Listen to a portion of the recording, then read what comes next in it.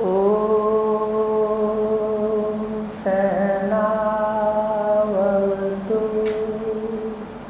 सहनो भुनक्तु सह वीर्यं करवावहै तेजस्विनावधीतमस्तु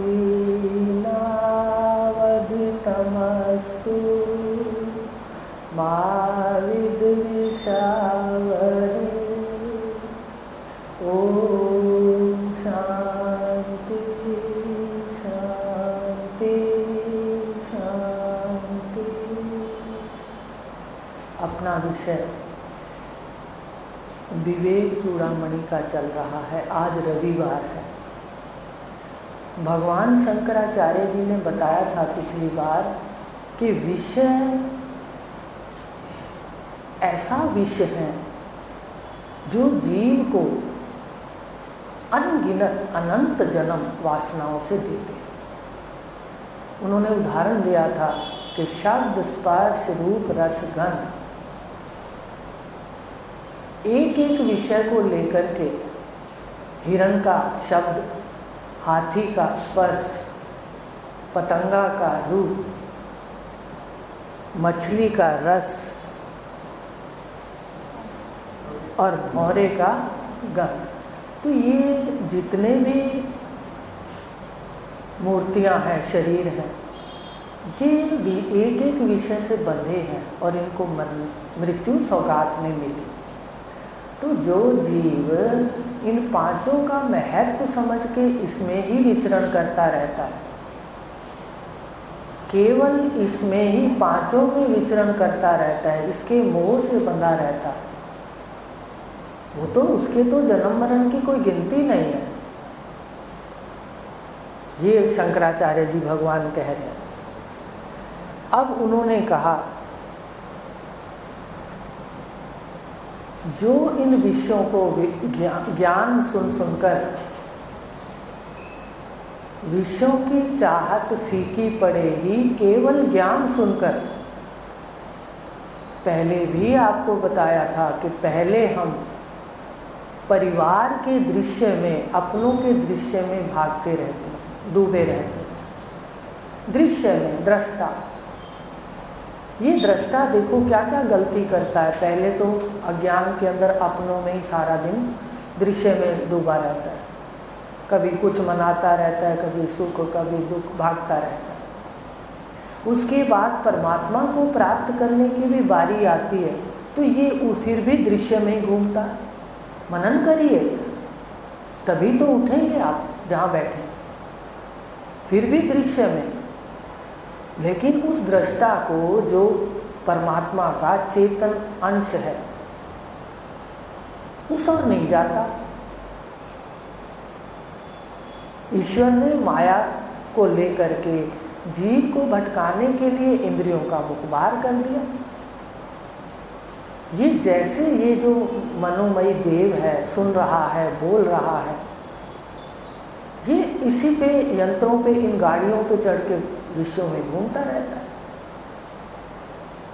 तो ये कहा कि ये अब जहाँ से आया है उस मार्ग को नहीं देखता। तो ये ज्ञान सुनने से विषयों की आसक्ति धीमी पड़ेगी, मोह की आसक्ति धीमी पड़ेगी। बिना ज्ञान सुने नहीं पड़ेगी, उल्टा दृढ़ता आएगी। अगर वेद का भी पाठ करेंगे तो एक अहंकार हो जाएगा कि भाई मैं तो इतने मंत्र जानता हूँ, मैं तो इतने जानता हूँ। तो ध्यान दो, दृश्य में ही भ्रमण हो रहा है, चाहे वो परमार्थ है या व्यवहार है। उठना है अपने को यहाँ से। भगवान शंकर कह रहे हैं कि ये जो विषयों की दौड़ है, इसमें बंधन से छूटना, इसके बंधन से छूटना ही मोक्ष है। अब उन्होंने ये भी कह दिया कि सबसे पहले जो सुनने आता है उसको क्षणिक वैराग होता है। कमरे के अंदर गुरुदेव के पास तो वैराग है, बाहर जाते हैं तो वासनाओं का विस्तार है। लेकिन कहते हैं बाहर जाके भी याद रखो सच क्या है। 3 बातें आपको बताई हुई हैं, मन कहीं डूबे 3 बातें पूछ लो। ये बिल्कुल सजग हो जाएगा। तो कहा ये जो वैराग रूपी तलवार है, विषयों को इससे काट दो। विषयों का वृक्ष है, अश्वत्थ वृक्ष है, याद रखना। अश्वत्थ वृक्ष से वासना का उदाहरण दिया गया है, तो इसको काटना है ज्ञान से, और ज्ञान से होगा वैराग, वैराग से ये वृक्ष कटेगा। विषय रूपी विषम मार्ग में चलने वाले मंद बुद्धि को पद पद पर मृत्यु आती है, ऐसा जानो। यह भी ठीक समझो, हितैषी सज्जन, हितैषी सज्जन अपने सिर्फ एक हैं दुनिया के अंदर। एक मुख हमें जगाता है और सैकड़ों मुख, सहस्त्र मुख हमें डुबाते हैं। एक मुख पकड़ता है, कहता है भाई बचो, भाई बचो। इस संसार सागर में ग्रह भी हैं, मछलियाँ, हेल मछलियाँ भी हैं जो जीव को सीधा ही निगल जाती हैं। देखिए ना क्या हो रहा है समाज के अंदर। ये गुणों का तो खेल है सारा। हेल मछलियों, ये ग्रह है, ये निगल जाते हैं व्यक्तियों को। तो इस संसार सागर में भी तो ऐसी वृत्तियों वाले लोग हैं। हमारी अपनी वृत्तियां ही हमें निगल जाती हैं, याद रखना। सबसे पहले मन अपना ही जिसका शत्रु है, विपरीत चलता है, वो इसको निगल जाता है। तो यही भगवान शंकराचार्य जी कह रहे हैं, सज्जन एक ही ऐसी व्यक्ति हैं, जिस दिन ये समझ आ जाएगी उस दिन हम पैरों की धूल हो जाएंगे। ये आपको बता देते हैं। सबके साथ वर्तते हैं और उल्टा अच्छा वर्तते हैं। अंदर का रखा हुआ बच्चों को देते हैं कि भाई लेना इन्होंने है, हाथों से दे दो तो इनको लगेगा दिया है। पहले ऐसे भाव थोड़े ही थे। पहले तो था बस जितने आए अपने लिए रख लो, दुख सुख के लिए, मरने जीने के लिए। तो अब आता है भाई मरना जीना अपने में है नहीं, हाँ कुछ रखो अपने पास, पर बिल्कुल कृपण भी ना बनो। ब्रह्मा जी ने कहा ये जीव कृपण है। सतगुरु देव तो विशाल हृदय बनाते हैं। आज देखो, आज मुझे आश्चर्य, घर पे भी बात करती हूँ कि देखो कैसे एक क्षण में वहाँ मान लो कोई भी कार्य है, एक क्षण में हो जाता है। कैसे ऐसे एकदम विशाल हृदय साधक है, कैसे हो गए? सुनने के कारण। आज ये भी बैठा है, घर में भी संस्कार देते हैं सुनने के कारण। उनको कहते हैं अपने बैंकों से निकालो, आपके पैसे हम नहीं देंगे, जो यहाँ हर महीने मान लो अपन देते भी हैं। तो देखिए ये गुरुदेव एक हितैषी मुख हैं जो हमारा तन मन धन उसका सदुपयोग कराते हैं। परम कारण है ये ज्ञान मोक्ष का। तो कहा ये विश्व के जितने भी ग्रह हैं इसको विवेक से खत्म करो, और एक ही हितैषी सज्जन पुरुष गुरु के कथानुसार, अपनी कथनानुसार, अपनी युक्ति से चलने वाले को फल सिद्धि हो जाती है। देखो फल सिद्धि कब होती है? जब आप पहले सुनो, फिर मनन करो, फिर अनुभूति का विषय देखो। निधिध्यासन, पर निधिध्यासन शब्द के बिना नहीं होगा। श्रवण मनन तक तो आप चलते रहोगे, 2 स्टेजें रुक जाएंगी आगे, वो गुरु के हाथ में। जब हम अंदर आते हैं तो सतगुरुदेव की क्रियाएं और उसका आभा जो होती है उससे हमें प्रसन्नता होती है, हम खुश हो जाते हैं, सत्संग सुन के खुश हो जाते हैं। पर याद रखना जो उनके अंदर मन रूपी अलमारी के अंदर छुपे हुए रहस्य हैं, वो तो अंतःकरण जिसका सदा है, जो ज्ञान के अनुसार उसको ही वो वस्तु मिलेगी ना। इसलिए सबसे पहले हम आए हैं, अच्छा लगता है तो जो भगवान शंकराचार्य जी कह रहे हैं हम सधना शुरू कर दें। कैसे सधेंगे? जो वो कहते हैं वो पाठ याद करें, वैसा मनन करें।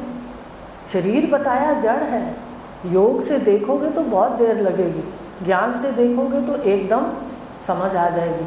शव और शिव दोनों हैं। तो ये अपने को अनुभव करना है। तो ऐसे हितैषी सिर्फ सतगुरुदेव हैं। और भगवान शंकर कह रहे हैं अगर मोक्ष की इच्छा है, अगर मोक्ष की इच्छा है तो विश्व के समझ के त्याग दे। संतोष, दया, क्षमा, सरलता, शम और दम का अमृत के समान नित्य आदर पूर्वक सेवन। वो जो साधक के लक्षण है ना, शम, दम, उपरति, तितिक्षा, श्रद्धा, समाधान, ये सारे होने चाहिए। एक रहस्य आपको बताते हैं, आप कुछ मत करो, सिर्फ सुन करके विवेक करो, घर जाके मनन, बस आप देखना सारे सद्गुण आपके अंदर आ जाएंगे। आप दिल्ली में जाते हो, बॉम्बे में जाते हो, वहाँ स्टेशन पर सीढ़ी होती है, हम पहली सीढ़ी पे पैर रखते हैं तो बड़े डगमगाते हैं, वो चलने वाली सीढ़ी है ना वहाँ दूसरी तरह की, पहली सीढ़ी पे पैर रखना थोड़ा कठिन होता है कि वहाँ गिर ना जाए, लेकिन उसके बाद हमें चढ़ाई नहीं करनी पड़ती, सीढ़ी हमें खुद ही मंजिल तक ले जाती है। इतना आसान मार्ग, घर बैठती हूँ तो भी मेरी आंखें भर जाती हैं, वाह तेरी कौन से कर्म थे जो जबरदस्ती दिया, ये लेना नहीं चाहता था ये स्थान, देखो जबरदस्ती गुरुदेव, ये है ना कोई पिछले जन्म का कोई इतना, और इतने भाई बहन देखो कितने प्यारे अंतःकरण है, अगर ना मिलते तो इसका अभ्यास कैसे होता बताइए। ये गहरा विषय है। आप कहोगे हमें विधि दे, इधर से आता है कि इनके संग से मेरा अभ्यास हुआ, तो कोई भी बात का मनन करोगे तो धीरे धीरे सिर्फ विवेक से आप सारे गुण आ जाएंगे। भगवान ने भी गीता के अंदर आसुरी दैवी संपदा है, उसमें लिखा है कि ये गुण होने चाहिए। इतने गुण बिल्कुल भूल जाओ, एक विवेक पकड़ लो, अपने आप सारे सद्गुण आप में आना शुरू हो जाए। सही क्या है, गलत क्या है व्यवहार के अंदर। देखो यहाँ आकर के भी अगर घर में व्यवहार गलत करते हो तो ये बहुत बड़ी भूल है। जब ज्ञान ले लेंगे तो फिर जगत के अंदर सत्य क्या है, झूठ क्या है, पहले व्यवहार में लेंगे सही क्या है और उचित क्या है और अनुचित क्या है। पांचों विषय, बोलना, चालना, यही तो है विवेक। हर विषय के ऊपर विवेक का डंडा बिठा दीजिए। कहते हैं साधक को हाथ में दंड होना, दंड माने दंडी स्वामी जानते हो, तो दंड लेना है हाथ में विवेक का। शब्द, स्पर्श, रूप, रस, गंध सब पे रख देना, मन पे भी रख देना, क्या सोचता है क्या विचार है, तो अभ्यास करना है। ये वो कह रहे हैं कि गुरु जो बताते हैं, एक ही हितैषी मुख है, वो बताता है हमारे को जगत से छूटने का, दुखों से छूटने का। यहाँ बैठे बैठे अपने परिवार के दुखों से छूटेंगे। और ऐसा लिखा हुआ है इस ज्ञान का फलश्रुति, अगर आप उपनिषद पढ़ो, मेरा मन कहता है जो कर्म कांड से इतना मुश्किल मिलता, वो यहाँ पर लिखा हुआ है। ए मात्रा जानने से, ऊ जानने से, केवल जानने से आपके घर में भी सुख सुविधाएं आना शुरू हो जाए। पर सच्चे हृदय वाले के, अब बाहर से कोई दिखाए और अंदर से वो और उसका अंतःकरण, उसके तो फिर परमात्मा तो जानता है, सर्वशक्तिमान। तो इस प्रकार कहा कि अगर मोक्ष की इच्छा है तो केवल विवेक से सारे सद्गुण आ जाएंगे, उसको अपनाना है। अब उन्होंने सबसे पहले तो विषयों की निंदा की, ध्यान देना। उसके बाद विषयों का मतलब पुत्र, धन, कलत्र आदि सब है। विषयों से मतलब यही तो है ना, सामने जो शरीर है उसमें शरीर में क्या है, 5 है, शब्द है, स्पर्श है, रूप है, रस है, गंध है, सारी वस्तु। पहले तो बाहर के विषयों में आसक्ति को देखना, फिर अपने शरीर को देखो। हम परिवार को भी शरीर के लिए छोड़ देते हैं। काशी के अंदर जब गए तो विक्रमादित्य जी का है वहाँ एक घाट, उन्होंने पुत्र को दे दिया था। जब बहुत ज़्यादा उनके यहाँ शनि की ली थी ना, शनिवार को किसी ने उनसे छल किया था, उनको पता था, फिर भी महापुरुष किसी का बुरा नहीं करते, तो वो उनको पैसे की कमी आ गई तो उन्होंने बच्चे को दे दिया था। ऐसा उनकी जीवनी के अंदर। तो अपने भी देख लो, अगर कोई संतान कष्ट देने लगती है, पति पुत्र आपस में कोई कष्ट देने लगते हैं, हम छोड़ने के लिए तैयार हो जाते हैं, आते मेरी जान छुड़ा दो, जान छुड़ा दो, ऐसे सुना है कहते ही। तो बताइए, शरीर में हमारी उन सब से ज़्यादा आसक्ति है। इतनी आसक्ति है कि कितने बुजुर्ग हो जाओ, बच्चे चाहे खिलाएं हाथ से, फिर देह की क्रियाएं भी अपने आप से नहीं होती, वो कराएं, फिर भी हम शरीर नहीं छोड़ना चाहते। लेकिन जानकार क्या है, जानकार को पता है कि ये चलता फिरता ही अच्छा रहेगा और पुराने कपड़े की तरह छूटे, ये हमारा मनन होना चाहिए। जब ये हो, इसकी आसक्ति उन सबसे ज़्यादा है, ये कह रहे हैं वो। तो देह की आसक्ति जो अनादि अविद्याकृत बंधन को छुड़ाना रूप अपना कर्तव्य त्याग कर। अब देखो, जीव के कर्तव्य हैं, देह ली है तो आप हमारे कर्तव्य हैं, सुन लो क्या क्या कर्तव्य हैं, निभाने पड़ेंगे। आप कहोगे हमें सारे आते हैं, फिर भी कोई भूल सकता है, सुन ले।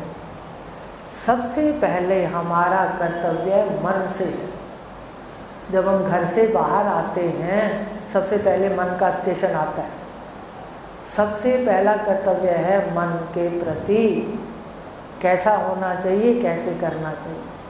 फिर आते हैं मन के बाद देह पर, ठीक है। फिर देह के प्रति क्या कर्तव्य होने चाहिए, जैसे मर्जी खाओ, जैसे मर्जी इसका स्वच्छता ना करो, 2 बार इसकी स्वच्छता करो सुबह शाम। अगर सर्दी है, आप कोई काम नहीं करते, चारपाई पर बैठे हो उम्र के लिहाज से, तो आप शाम के हाथ मुंह धोकर सब मंजन करो दोबारा से, सारा जो सुबह क्रिया करी दैनिक, वो दोबारा से शाम को कर लो। शरीर के प्रति कर्तव्य है, इसको भी जल्दी से खराब ना होने दो। और सबसे अब तो विज्ञान भी कहता है, अखबारों में आता है, हमें तो ऋषियों ने समझाया, पैर को अच्छी तरह, गले को अच्छी तरह साफ रखो। पैर को साफ रखने से तलवे शरीर स्वस्थ रहता है, ये अब विज्ञान कहता है, हमें तो ऋषियों का की सौगात है। शरीर के प्रति भी हमारे कर्तव्य है, कैसा खिलाना चाहिए, कैसा, ये थोड़ा इसके अंदर जो मर्जी डालते जाए हम, फिर वो विकारी हो जाता है। जब आयु से पहले विकार होते हैं तो दिक्कत आ जाती है। मन के प्रति कर्तव्य, दूसरा शरीर के प्रति कर्तव्य, तीसरा परिवार के प्रति कर्तव्य। हम मन मर्जी से थोड़ी चलेंगे परिवार के अंदर, अपने कर्तव्य निभाते हुए चलेंगे। यहाँ भी लिखा हुआ है कि कर्तव्य पालन में ही मिठास है। जो दूसरे के कर्तव्य देखेगा वो क्या कर रहा है, वो अवश्य गिरेगा अपने कर्तव्य से। याद रखना ये बात। जीवन में ऐसी बातें धारण की है, शांति से विचरण करते हैं।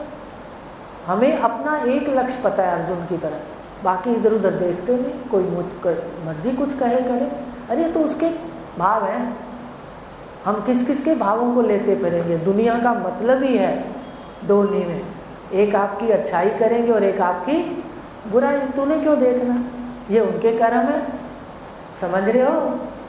तत्वज्ञानी की अच्छाई करता है, उसके पुण्य ले जाता है, और तत्वज्ञानी की निंदा करता है, उसके पाप ले जाता है। ये तो ईश्वर के हाथ में कार्य, हमें क्यों देखना। हमें अपना लक्ष्य देखना। क्या देखना है, तत्वम असि। जैसे कहते हैं ना शिवोहम शिवोहम, यहाँ कहते हैं केवल्य मात्र हूँ तो मात्रो अहम। ये है यहाँ का पाठ। तो बताइए, भगवान कह रहे हैं क्या कर्तव्य हैं, तो आपको बता दिए। मन के प्रति मन को शुद्ध रखना, शरीर के प्रति शरीर को शुद्ध रखना, परिवार के प्रति कर्तव्य निभाना जितनी सामर्थ्य है, ठीक है। और फिर अपने समाज के प्रति, जिस समाज में पैदा हुए वहाँ के प्रति कर्तव्य, उसके बाद अपने देश के प्रति, ये हमारे कर्तव्य हैं। राष्ट्र के प्रति भी तो कर्तव्य हैं, उधर भी तो हमें प्रेम होना चाहिए।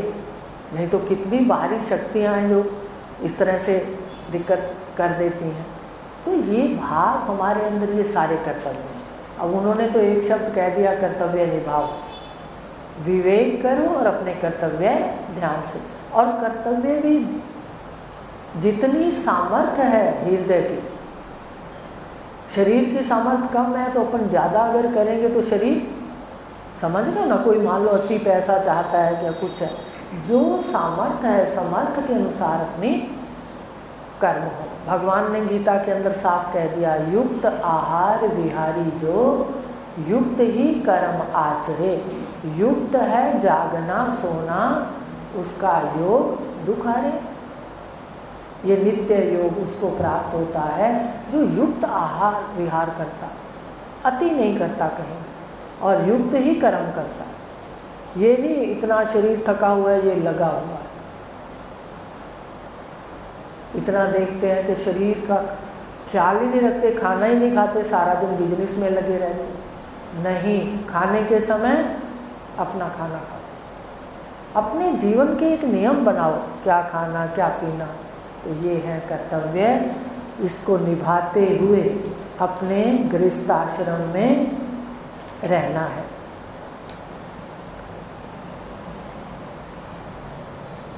अब उन्होंने कहा स्थूल देह क्या है, जो इस सब को प्रत्यक्ष दिखाती। स्थूल देह में जीव आता है तो ये सारी बातें होती हैं। अगर सूक्ष्म देह में रहता है मृत्यु, मृत्यु में क्या होता है, स्थूल देह अलग हो जाता है, खत्म हो जाता है, और सूक्ष्म देह विचरण करता है। तो सूक्ष्म देह के लिए कोई कर्तव्य नहीं है, ना ही सूक्ष्म देह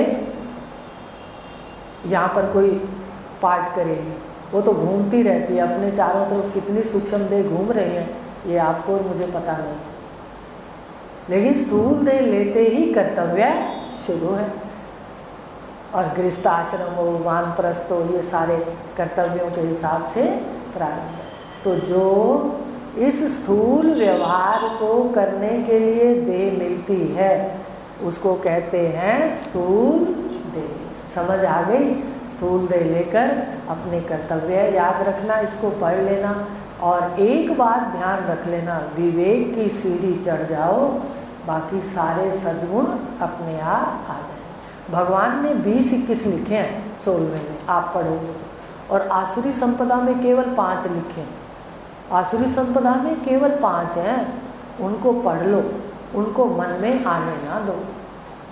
तो ये गुण केवल एक सीढ़ी पर पैर रखो, पुरुषार्थ करो, आज जाके देखना क्या उचित है गृहस्थी में, क्या अनुचित। चाहे वो आप किसी सर्विस में हो, चाहे किसी दुकानदारी पे हो, सब जगह उचित अनुचित का ख्याल रखना है।